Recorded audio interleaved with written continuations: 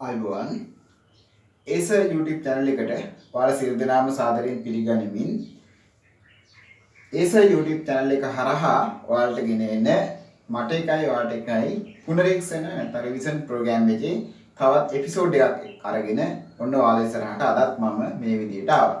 එතකොට අද දිනේදී අපි කතා කරන්න යන්නේ දෙක ප්‍රශ්න පත්‍රයට අදාළ ප්‍රශ්නයක්. එතකොට මේ වෙනකොට අපි කතා කරපු මුල් එපිසෝඩ් 5ේදී ඔයාලා දන්නවා අපි එක ප්‍රශ්න පත්‍රයට අදාළ ප්‍රශ්න 5ක් සාකච්ඡා කරලා අවසන් කරලා තියෙනවා. ඉතින් මේ ප්‍රෝග්‍රෑම් එකත් එක්ක එකතු වෙන දරුවෝ හැමෝම දන්නවා දැන් මේ වෙනකොට කරලා තියෙන ප්‍රශ්න මොනවද කියලා. ඉතින් සමහර වෙලාවට අදම මේ ප්‍රෝග්‍රෑම් එකත් එක්කම අපිත් එක්ක එකතු වෙන කෙනෙක් ඉන්නවා නම් එයාට පුළුවන් මුලින්ම ගිහිල්ලා අපි මුල් එපිසෝඩ් 5 බලලා ප්‍රෝග්‍රෑම් එක පිළිබඳ හොඳ අවබෝධයක් අරගෙන මේකත් එක්ක එකතු වෙලා මේ වැඩසටහනට සම්බන්ධ වෙන්න. ඉතින් එහෙමනම් අපි වැඩි කතා නැතුව අද දවසේදී කතා කරන්න යන ප්‍රශ්නෙට යමු. ඒතර අද දවසේදී මම කතා කරන්න යන්නේ දෙක ප්‍රශ්න පත්‍රයට ලැබෙන බොහොම පහසු ප්‍රශ්නයක්. ඒතර මේ ප්‍රශ්නේ හැදෙන්නේ සංඛ්‍යානය කියන තේමාවෙන්. සංඛ්‍යානයේ තේමාවෙන් ප්‍රශ්නයක් හැදෙන්නේ මධ්‍යන්නය කියන කොටස මූලික කරගෙන. එතකොට මධ්‍යන්නය කියන කොටස මූලික කරගත්තු ප්‍රශ්නයක් ගොඩාක් අවුරුදුවල විභාගයට එනවා. හැම අවුරුද්දකම එන ප්‍රශ්නයක්. ඒ නිසා අපි මේ ප්‍රශ්නේ සූදානම් වෙනවා කියන්නේ මේ ප්‍රශ්නෙට පුරුදු වෙනවා කියලා කියන්නේ අනිවාර්යයෙන්ම ලකුණු 10ක් බොහෝ පාසෙන් ගන්න පුළුවන්. එතකොට මේකේ අනිත් විශේෂත්වය තමයි මේ ප්‍රශ්නේ දෙවෙනි පේපරේ ගොඩක් ළමයි තෝර ගන්න ප්‍රශ්නයක්. ඒ නිසා හැමෝටම හදන්න පුළුවන් සරල ප්‍රශ්නයක් විදියට මේක හඳුන්වන්න පුළුවන්. රයිට්. අපි යමු ප්‍රශ්නෙට. එතකොට දැන් ඔයාලට පුළුවන් අද දවසේදී මම සාකච්ඡා කරන ප්‍රශ්නය මේ තිරේ බලා ගන්න. ඔයාලා මුලින්ම මේ වීඩියෝ එක ස්ටොප් කරගෙන හොඳට මේ ප්‍රශ්නේ කියවලා අවබෝධ කරගන්න ඕන. ඊට පස්සේ තමයි ප්‍රශ්නේ හදන්න යන්නේ. රයිට්. දැන් අපි ප්‍රශ්නේ කියවලා අවබෝධ කරගෙන ප්‍රශ්නේ හදන්න සූදානම් වෙමු. මම ප්‍රශ්නේ මුලින්ම කියවන්නම්. ඔයාලා බලා ගන්න. යටින් ඔයාලට ප්‍රශ්නේ පේනවා. වෙළඳ සැලකට සහල් මිලදී ගැනීමට පැමිණි පාරිභෝගිකයින් පිරිසක් මිලදීගත් සහල් ප්‍රමාණ පිළිබඳ තොරතුරු පහත සංඛ්‍යාත ව්‍යාප්තිය දැක්වේ. මෙන්න මෙතන ඔයාලට සංඛ්‍යාත ව්‍යාප්තියක් දීලා තියෙනවා. දැන් පේනවා නේද? සංඛ්‍යාත ව්‍යාප්තියක් දීලා තියෙනවා. එතකොට මේකේ තියෙන්නේ මොනවද? සහල් ප්‍රමාණය සහ සහල් මිලදී ගැනීමට පැමිණි පාරිභෝගිකයින් ගණන. ඒතර අපි දන්නවා මේ වගේ එකක් පොදුවේ අපි හඳුන්වන්නේ පන්තිපාන්තර සංඛ්‍යාතය. එතකොට මේකේ උඩ පේළියේ තියෙන පන්තිපාන්තර යට පේළියේ තියෙන්නේ සංඛ්‍යාතය. එතකොට දැන් බලන්න මේකෙන් අහලා තියෙන පළවෙනි ප්‍රශ්නේ. ව්‍යාප්තියේ මාතපන්තිය ලියා දක්වන්න. මේ තියෙන සංඛ්‍යාත ව්‍යාප්තියේ මාතපන්තිය. දැන් මම අද උන්න කියලා දෙනවා ඔයාලට මොකක්ද ව්‍යාප්තියක මාතපන්තිය කියලා කියන්නේ. ඔයාලා දන්නවා සංඛ්‍යාත ව්‍යාප්තියක සංඛ්‍යාතයේ පේළිය. දැන් මේකේ පේළිය දෙකක් තියෙන්නේ. අපි සංඛ්‍යාතයේ පේළියට යමු. සංඛ්‍යාතයේ පේළියේ විශාලම සංඛ්‍යාතය හොයාගන්න ඕනේ. එතකොට මේකේ තියෙන විශාලම සංඛ්‍යාතය තමයි 21. 21 කියන සංඛ්‍යාතයේ අයත් වන පන්තියට තමයි කියන්නේ මාත පන්තිය කියලා. එහෙනම් මතක තියාගන්න ඕන මාත පන්තිය කියලා හඳුන්වන්නේ විශාලම සංඛ්‍යාතයේ අයත් වන පන්තිය. එහෙනම් දැන් අපි ඔන්න මුල්ම ප්‍රශ්නේ උත්තරේ හොයාගත්තා. මුල්ම ප්‍රශ්නෙට උත්තරේ වෙන්නේ 21 කියන සංඛ්‍යාතයේ අයත් වන පන්තිය කියන්නේ 8 10. 8 10 පන්තිපාන්තරය තමයි මාත පන්තිය වෙන්නේ. ඔන්න පළවෙනි ප්‍රශ්නේ හරි. දැන් අපි යමු දෙවෙනි ප්‍රශ්නෙට. දෙවෙනි ප්‍රශ්නේ කියනවා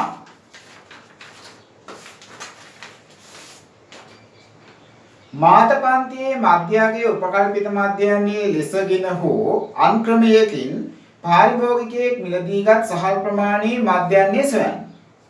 ඔන්න කියනවා දැන් ඔයාලට උතන තමයි ප්‍රශ්නේ වැදගත්ම තැන. ලකුණු ගොඩක් ගන්න දෙන සහ ප්‍රශ්නේ සම්පූර්ණයෙන්ම තීරණය වෙන තැන තමයි උතන. උතන වැරදුනොත් ඔයාලට ඉතින් එහාට ලකුණු ගන්න අමාරු වෙනවා.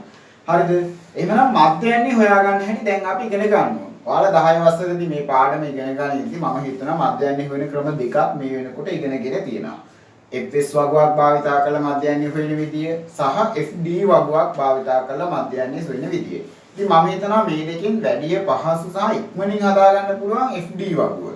FD වගුවක් හදාගන්න යමු අපි දැන් දෙකම හදාගන්න පුළුවන්. නමුත් වැඩි පහසු මම රෙකමන්ඩ් කරන්නේ හැමෝටම හදන්න පහසු එක විදියට FD වගුව. ඒකට හේතුව තමයි FD වගුවක් හදද්දී ලොකු සුළු කිරීම දෙන්නේ නැහැ.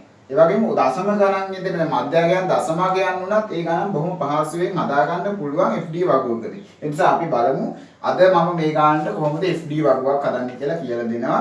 අවශ්‍ය අයට දැන් මේ වගුව තේරෙන්නේ නැති අය ඉන්නවා. ඔයාලට පුළුවන් ඒ පිළිබඳ කමෙන්ට් එකක් දාලා ඔයාලගේ ගැටලුව යොමු කරන්න. එතකොට පුළුවන් මේ ගැටලුවට විසඳුම් ගන්න පුළුවන් ඕන තරම් ක්‍රම තියෙනවා. එතකොට අපි සමහර ලාවට ඔයාලට පුළුවන් අපේ ඔන්ලයින් පන්තියකට සම්බන්ධ වෙලා මේක හදා ගන්න පුළුවන්. එහෙම නැත්නම් වෙනත් ක්‍රමවේදයකින් මේක හදා ගන්න පුළුවන්. හරි. එතකොට දැන් ඉස්සරහදී ඔයාලා මේ යොමු කරන ගැටලු සඳහා ඔන්ලයින් ක්‍රමයකට විසඳුම් ලබා දෙන්න වැඩපිළිවෙලක් හදාගෙන යනවා. ඉතින් ඔයාලට පුළුවන් ඔයාලට ඕනම ගැටලුවක් ඔයාලට නොතේරෙන ඕනම පාඩමක් මුල ඉඳලා සරලවම ඉගෙන ගන්න අවශ්‍ය නම් ඒක කමෙන්ට් එකකින් හෝ එහෙම නැත්නම් WhatsApp කරහා යොමු කරන්න.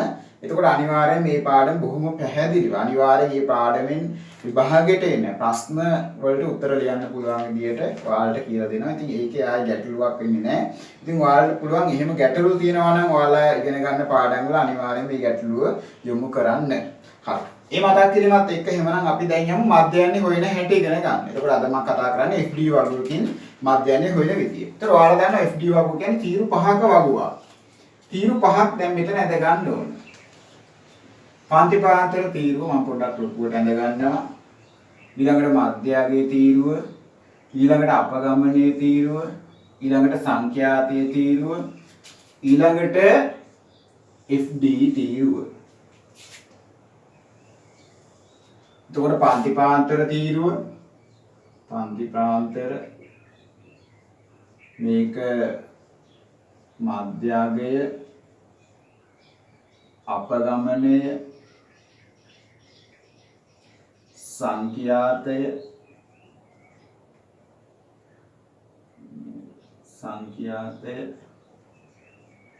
ඊළඟට FD. පන්තිපාන්තර ටික අපි ලියාගමු. පන්තිපාන්තර මෙන්න මෙහෙම දීලා තියෙනවා. 2 4 4 6 6 8 8 10 10 12 12 14 කියලා.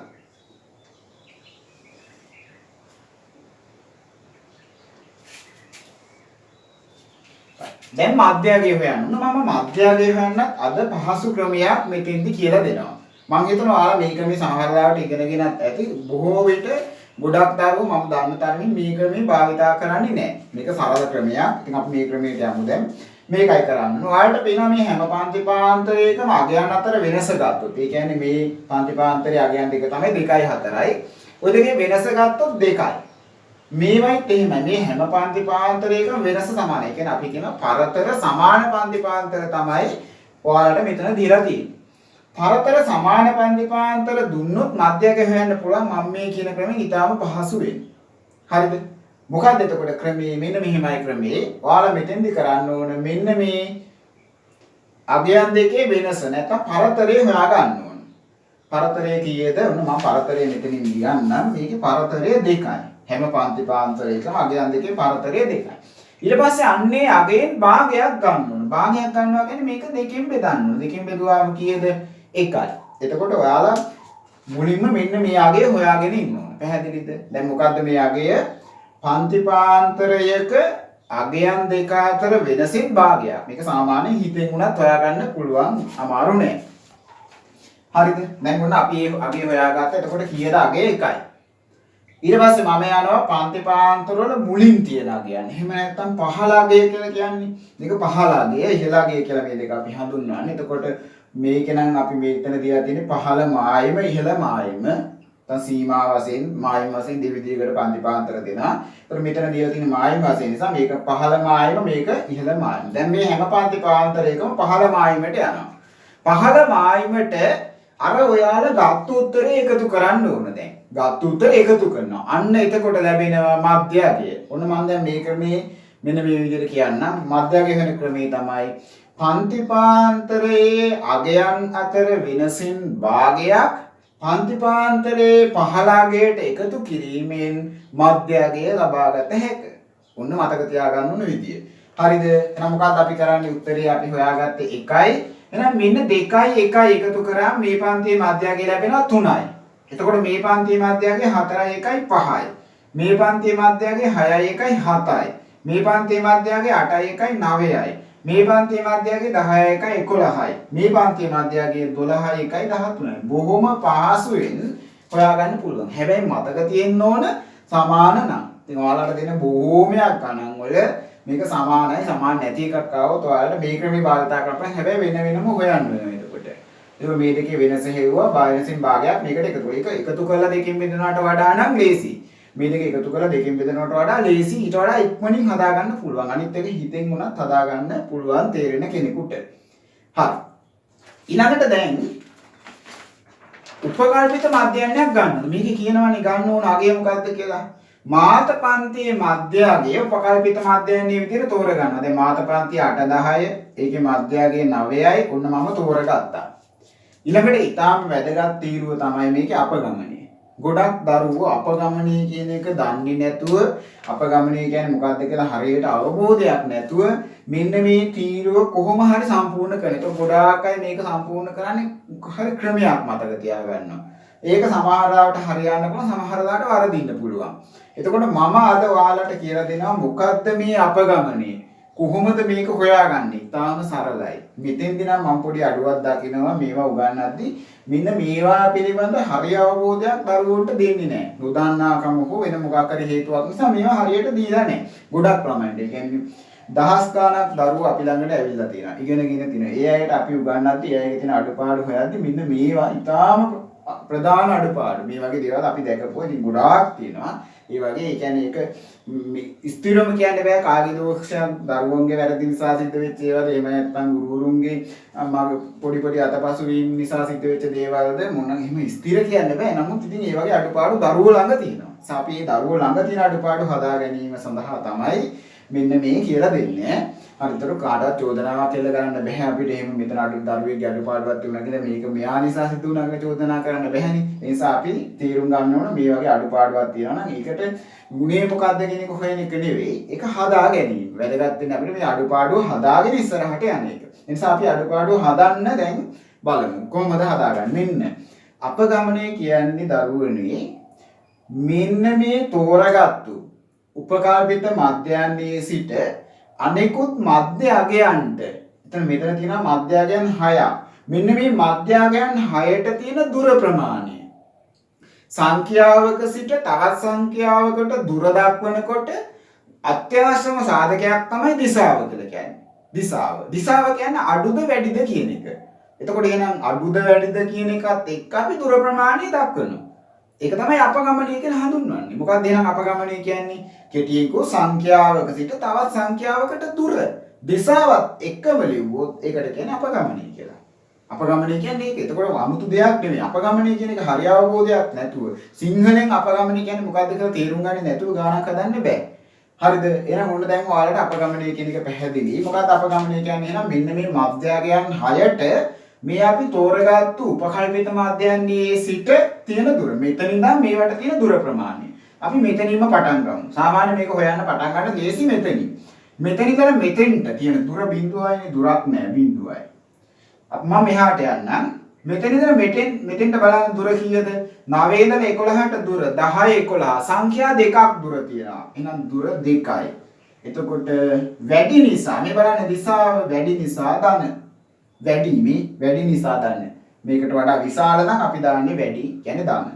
ඊළඟට මෙතන ඉඳලා මෙතෙන්ට තියෙන දුර හරි ලේසි. මෙතෙන් ඉඳලා මෙතෙන්ට 2යි. එතන ඉඳලා මෙතෙන්ට 2යි කියන්නේ සම්පූර්ණ දුර 4යි. සම්පූර්ණ දුර 4යි. ඊළඟට මේ පැත්තට යනවා. මෙතන ඉඳලා මෙතෙන්ට දුර බලන්න.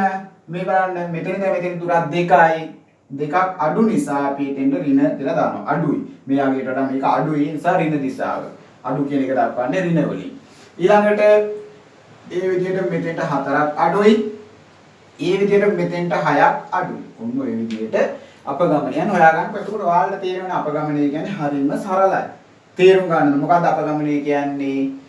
මෙන්න මේ උපකල්පිත මධ්‍යයන්යේ සිට අනෙකුත් මධ්‍යගයන්ට සියලුම මධ්‍යගයන්ට තියෙන දුර දිශාව සමග ලිව්වහම ඒකට කියනවා අපගමනය කියලා. පැහැදිලිනේ? ඊළඟට සංඛ්‍යාතයන් ටික මේකේ දීලා තියෙන සංඛ්‍යාතයන් ටික දැන් අපි මෙන්න මේ තීරුවේ ලියා ගන්නවා. මෙතන දීලා තියෙන්නේ 1 2 5 21 14 13. හරි. දැන් අපි FD තීරුව හොයන්න යන්නේ. FD තීරුව හොයන හැටි දන්නවා. D කියන්නේ අපගමනය. F කියන්නේ සංඛ්‍යාතය. එතකොට FD කියලා කියන්නේ සංඛ්‍යාතය සහ අපගමනයේ ගුණ කරාම ලැබෙන අගයන් ඇතුළත් කරන තීරුව. එහෙනම් අපි දැන් මේ දෙක ගුණ කරලා හොයාගමු. මේ පේළිය එතකොට ඉන්නේ ඍණ 6 එකෙන් ගුණ කළාම ඍණ 6. ඍණ 4 දෙකෙන් ගුණ කළාම මෙතෙන්ට එනවා ඍණ 8. ඍණ 2 5න් ගුණ කළාම මෙතෙන්ට එනවා ඍණ 10. බිංදුව 21න් ගුණ කරාම බිංදුවමයි. 2 14න් ගුණ කරාම 28. එතෙන්ට එන්නේ ධනාගයක්. 4 13න් ගුණ කරාම එතෙන්ට එනවා 52ක්. එතනත් ධනාගයක්. දැන් මේ තීරුවේ අගයන් ටික එකතු කරලා මෙන්න මෙතන ලියන්න ඕනේ. මේ එකතුව පහසුවෙන් ලබා ගැනීම සඳහා මම දැන් මේ ඍණාගයන් තුන වෙනම එකතු කරලා ඒකේ එකතුව හොයා ගන්නවා මුලින්. මේ ඍණාගයන් තුන එකතු කරාම මට ලැබෙනවා ඍණ 24ක්. ඊට පස්සේ මම මේ ධනාගයන් දෙක එකතු කරලා ඒ දෙක වෙනම ලියා ගන්නවා. ධනාගයන් දෙක එකතු කරාම මට ලැබෙනවා ධන 80ක්. හරිද? දැන් අවසාන උත්තරේ අපිට ගන්න පුළුවන් මෙන්න මේ අගයන් දෙක එකතු කරලා. ඒකට ඔයාලා දන්නවා ඍණ සංඛ්‍යාවක් හා ධන සංඛ්‍යාවක් එකතු කරනකොට විශාලයෙන් කුඩාගේ අඩු කරනවා. දැන් මේ විශාලගේ 80 කුඩාගේ 24නේ. එහෙනම් 80න් 24ක් අඩු කරනවා. ඒතර 80න් 24ක් අඩු කරාම උත්තරේ මම ලියන්නම්. උත්තරේ ඉන්නේ 56. හරිද?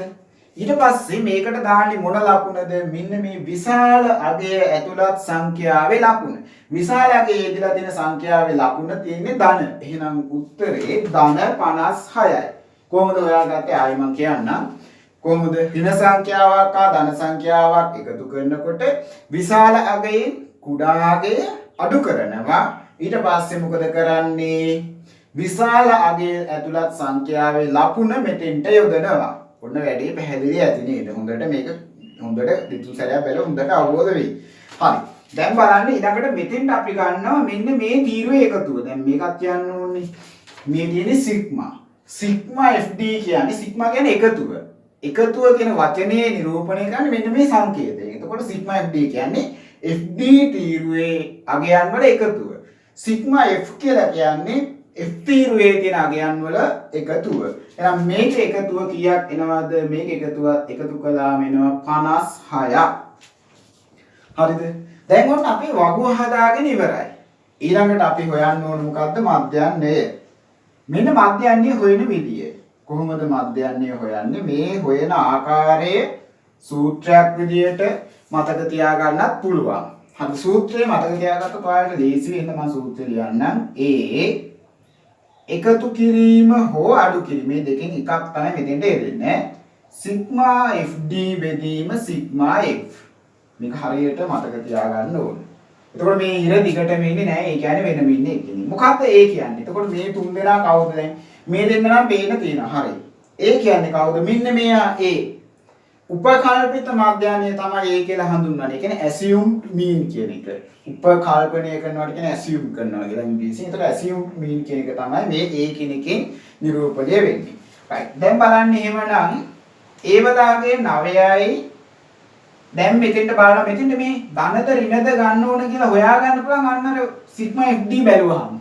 සිග්මා FD තියෙන්නේ ධන නම් ඔයාලා මෙතෙන්ට ගන්න ධන 56 බෙදීම 56.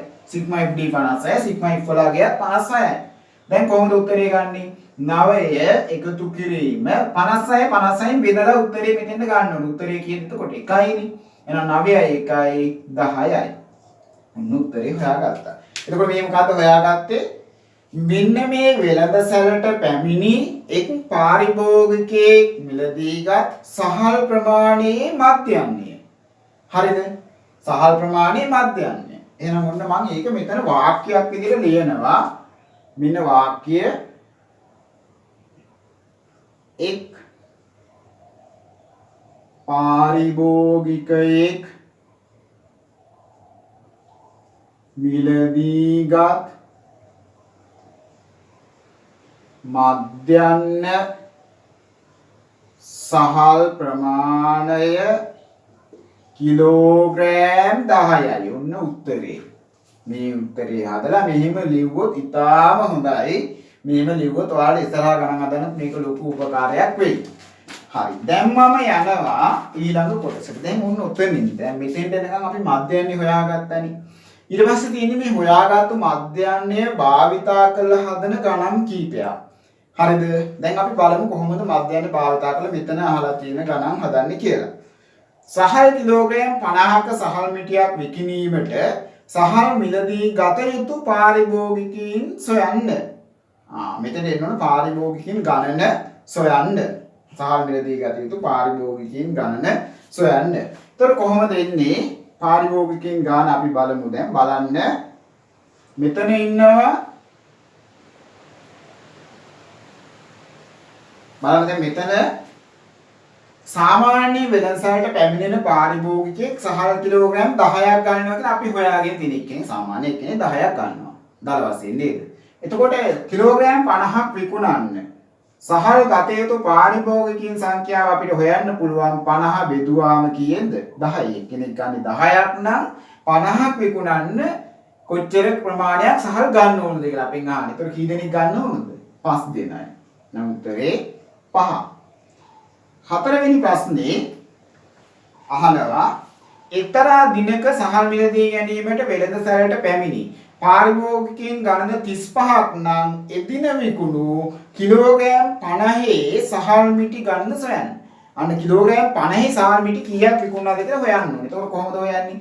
5 දිනක් එක මිටියක් ගන්නවා. පැහැදිලිනේ? කිලෝග්‍රෑම් 50 මිටියක් ගන්නවා 5 දිනක්. එහෙනම් මෙතෙන්ට ඇවිල්ලා තියෙන 35 දිනක්. ඒගොල්ලෝ ගත්තු සාම මිටි ගාන හොයන්නේ 35 5න් බෙදෙන. 5 දිනක් එකයිනේ.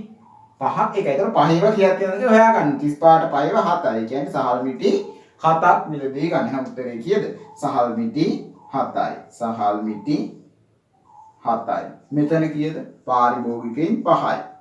පාරිභෝගිකයින් 5යි. ඔන්න ඔය විදිහට තමයි මේ වගේ ගානක් හදන්නේ. එතකොට මෙතෙන්දී ඉතාල වැදගත් දේ තමයි ඔයාලා හොඳට මතක තියාගන්න මෙන්න මේ වගුව හදන විදිය. පැහැදිලිද? මේ වගුව හදන විදිය තේරෙන්නේ නැත්නම් මේක කියලා දෙන්න ගොඩාක් පහසු ක්‍රමවේද තියෙනවා. ඒතර ඔයාලට පුළුවන් මේ පිළිබඳ කමෙන්ට් එකක් දාන්න. එහෙමත් නැත්නම් ඔයාලට පුළුවන් මේක WhatsApp message එකක් කරලා යොමු කරන්න. ඒතර අනිවාර්යෙන් මතක තියාගන්න විභාගයට තව ලොකු කාලයක් තියෙනවට ඔයාලට සමහර වෙලාවට හිතේ. කවද විභාගේ තියෙද කියලා හිතේ. නමුත් ළමයි ඔයාලා හැමෝම මතක තියාගන්න ඕන මේ විභාගේ කවදා තියුවත් ඒ විභාගෙට මාසයක් දෙකක් තියලා විභාගයට අවශ්‍ය ඔක්කොම දේවල් කරන්න බෑ. ඒ හින්දා මම මේ පුනරේෂණ ප්‍රෝග්‍රෑම් එක මේ වගේ විභාගෙට ටිකක් කාලයක් තියලා පටන් ගත්තේ මේක ක්‍රමක්‍රමයෙන් පියවරෙන් පියවර ප්‍රශ්නෙන් ප්‍රශ්නේ හදාගෙන ගිහිල්ලා ඔයාලට යම්කිසි දවසකදී මේ වැඩේ දැන් කරලා ඉවරයි කියලා විශ්වාසය ඔළුවට එන්න ඕන. හරි යම්කිසි දවසක් වෙනකොට. ඒ කියන්නේ විභාගයට කලින් ඒ වැඩේ වෙන්න ඕන. එතකොට අන්න ඒක ඉතා ඉක්මනින් අපිට කරගන්න පුළුවන් වුණොත් දැන් මට විභාග ලියන්න පුළුවන්. විභාගයට එන ගණන් ගොඩක් හදන්න පුළුවන් කියන විශ්වාසය ඔයාලයි හිතේ ඇති වුණොත් එතකොට ඔයාලට පුළුවන් ඉතිරි විෂයන් වලට කාලේ වැඩිපුර කැප කරලා ඒවයි තියෙන අඩුපාඩුත් හදා ගන්න. එතකොට පැහැදිලිනේ එක විෂයක් විශේෂයෙන් විභාගයේ ප්‍රධානම විෂය ගොඩාක් අය කියන අමාරුම විෂය මේ විදියට ඔයාලා හදාගත්තොත් ඉක්මනින් එතකොට අන්න ඔයාලට විභාගයට තියෙන බය ගොඩාක් දුරට තුරන් වෙනවා. ඒ නිසා මතක තියාගන්න දැම්ම මේ ප්‍රෝග්‍රෑම් එකත් එක්ක එකතු වෙන්න, එකතු වෙලා ගණන් හදන්න, වීඩියෝ එක අරහින් මෙහෙන් උඩින් පල්ලෙන් බලලා ඔය නිකන් ඉන්න නෙවෙයි. ගණන් අනිවාර්යෙන් හදන්න. හදන ගාන මට එවන්න. එතකොට මම ඒක අනිවාර්යෙන් බලනවා. බලලා ඔයාලට අවශ්‍ය අඩුපාඩු හදාගන්න මඟ පෙන්වීම කරනවා. එහෙම මේ ප්‍රෝග්‍රෑම් එකත් එක්ක එකතු වෙන්න ඔයාලට chance එකක් තියෙනවා නොමිලෙම. කිසිදු මුදල් ගෙවීමකින් තොරවම. ඉතින් ඒ chance එක තියෙන ඒ වගේම මේවා වැඩිපුර ඉගෙන ගන්න අවශ්‍ය නම් ඔයාලට පුළුවන් අපේ වෙනම සම්බන්ධ වෙන දරුවන් සඳහා පැවැත්වෙන විශේෂ ඔන්ලයින් පන්ති තියෙනවා. ඒවට සම්බන්ධ වෙන්න පුළුවන්. ඒ පාඩම් ඔයාලට අවශ්‍ය පාඩම ගුවන් ඒ පාඩමට අදාළ වෙනම ඔන්ලයින් පන්තියක් arrange කරනවා. එතකොට ඒක දවසක් දෙකක් තුනක් කරලා ඒක සමහරවිට විභාගයේ ප්‍රශ්නේ පුළුවන් වෙනකම් මේක කියලා දෙනවා. එහෙම කරලා හොඳට ඒක පුළුවන් වුණාට පස්සේ අපි කොටස ඉවර කරනවා. ඒ වගේ අද part time online පන්තියකට ඔයාලට සහභාගී වෙන්න පුළුවන්. ඒ කියන්නේ ඒ අදාළ පාඩම සඳහා පමණක් online පන්ති වලට සහභාගී වෙන්න පුළුවන්. ඉතින් ඕනම පාඩමක් ඉතාම සරලව කියලා දෙනවා කියලා මම බොහොම විශ්වාසයෙන් කියනවා. ඉතාම සරලව. හරි තේරෙන සිංහෙන් ඔයාලට පේනවා මේකේ දැන් මම මේ කරන දේවල් සාමාන්‍යයෙන් common නෑ uncommon. මොකද මම උගන්වන්නේ ලොකු විශ්වාසකින් අවුරුදු 17ක් මම ලබාගත් අත්දැකීම් වලින් මේ පෙළ පොතෙන් එළියට ඇවිල්ලා සිලබස් එකෙන් එළියට යන බොහොම නිදහසේ. හරිද? අවශ්‍ය දේවල් ටික ඕලෙවල් කියන විභාගයට හුද්දින්ම මුහුණ දෙන්න පුළුවන්. අවශ්‍යම කරන දේවල් ටික ඉතාලම හොඳින් පැහැදිලිව ඔයාලට කියලා දෙන එක තමයි මගේ වගකීම. ඉතින් මම මේ වැඩේ මේ වෙනකොටත් ඉතාල හොඳින් කරගෙන යනවා. ඉතින් ඔයාලට පුළුවන් ගොඩක් උපක්‍රම, සරල ක්‍රම, කෙටි ක්‍රම, ගොඩාක් සමහර අය ඉතාලම අමාරු ඉගෙන ගන්න දේවල් බොහොම සරලව ඉගෙන ගන්න පුළුවන් ක්‍රම ගොඩාක් තියෙනවා. අද මේවා අපි නොකියුවට ඉතින් ඔයාලට පුළුවන් මේවා හරහා මම ටික ටික දේවල් ඔයාලට දෙනවා. තවදුරටත් වැඩිපුර මේවා ඉගෙන ගන්න අවශ්‍ය නම් ඔයාලට පුළුවන් ඔන්ලයින් පන්ති හා සම්බන්ධ වෙන්න. හරි. එතකොට මේ අවශ්‍යතාවය කියන ඔයාලට තියෙන්නේ WhatsApp message එකක් ඔයාලගේ නම WhatsApp පන්තිය ඇතුළත් කරලා දාන්න. ඒ වගේම ඔයාලට අවශ්‍ය කරන පාඩමේ නම මතක ඇතුළත දාන්න. මෙන්න මේ පාඩම තමයි මට අවශ්‍ය කරන්න ඉගෙන ගන්න. එතකොට මේ පාඩම අනිවාර්යයෙන් උගන්වන්න ඔයාලට ඔන්ලයින් පන්තියක් arrange කරනවා. මම මේ පිළිබඳ තොරතුරු ඔයාලට WhatsApp message එකක් අහලා මම ගෙවනවා. එහෙම ඉල්ලීමක් කරාට පස්සේ. හරි. එහෙනම් ඔන්න ඔය මතක් කිරීමත් එක්ක අපි එහෙමනම් අද දවසේ ප්‍රශ්නේ කතා කරලා ඉවරයි. දැන් ඔයාලට පුළුවන් මේ ප්‍රශ්නේ සම්පූර්ණ උත්තරේ මේ විදිහට දැන් ඔන්න උත්තරේ බෝඩ් එකේ තියෙනවා. ඔයාලට පුළුවන් මේ උත්තරේ ලියා ගන්න මෙතන ස්ටොප් කරගෙන එහෙම නැත්නම් ඔයාලට පුළුවන් මේක ස්ක්‍රීන්ෂොට් එකක් ගහගෙන පස්සේ ලියා ගන්නත් පුළුවන්. හරි. ඊළඟට දැන් මේ ප්‍රශ්නේ ඊළඟට ඔයාලට මේ ටිකේ දිස් වෙන්නේ ඔයාලට අද දවසේදී හදන්න ලැබෙන ප්‍රශ්නේ. ඉතින් ඔයාලා මෙන්න මේ ප්‍රශ්නේ උත්තරේ ලියලා පහලින් දීලා තියෙන WhatsApp නම්බරයට එවන්න ඕන. උත්තරේ එවට පස්සේ මේ උත්තරේ ඔයාලා හදද්දී ඔයාලා අතින් සිදුණු සෑම අඩුපාඩුවක්ම තිතටම බලලා ඒ අඩුපාඩු හදා ගන්න අවශ්‍ය මඟ පෙන්වීම නිවැරදි කිරීම අනිවාර්යෙන් කරනවා. හරිද? එහෙනම් ඔන්න මේ මතක් කිරීමත් එක්කම මම අද දවසේදී මේ ප්‍රෝග්‍රෑම් එක අවසන් කරනවා. අවසන් කරන්න කලින් පුංචි ඉල්ලීමක් කරනවා. මේ වීඩියෝ එක ඔයාලා බලලා තව කෙනෙකුට අනිවාර්යයෙන්ම ෂෙයා කරන්න. මොකද හේතුව මේක තව කෙනෙකුට ඉතාම වැදගත් වෙනවාමයි. ඔයාලා වගේ තව කෙනෙක්. මේ නිසා මේක ෂෙයා කරන්න. ඔයාලගේ යාළුවෝ මේක බලන්න කියලා දැනුවත් කරන්න. ඒ වගේම මේක හොඳයි කියලා හිතනවා නම් channel එක අනිවාර්යයෙන්ම subscribe කරලා තියාගන්න. ඒ වගේම ඔයාලට මේ වීඩියෝ පිළිබඳ notification ගෙන ගන්න අවශ්‍ය නම් bell icon එකක් click කරන්න.